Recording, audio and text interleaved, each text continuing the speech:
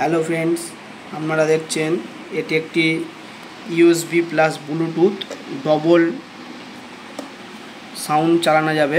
দেখতে পাচ্ছেন সুইচগুলো, দেখতে পাচ্ছেন এই সুইচের মাধ্যমে ইউএসবি কার্ডের চালানো যাবে। এর ভেতরে আলাদা করে ব্লুটুথ সার্কিট লাগানো হয়েছে, সেটার মাধ্যমে চালানো যাবে। প্লাস এখানে অক্স লাইন করা হয়েছে, মানে বাই চান্স যদি এর থেকে অন্য কোনো মিক্সার কানেক্ট করেন এটাকে উপরে তুলে দেবেন, অক্সে কাজ করবে।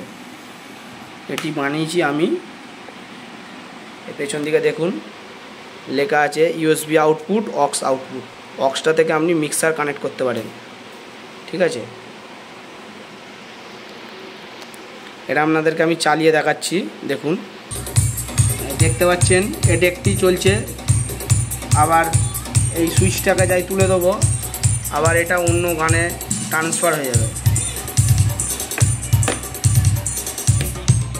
দেখুন আবার অন্য একটি গান চলছে, ইউএসবিতে করে দিতে এটাতে আবার একটা প্যানেলে একটা গান চলছে।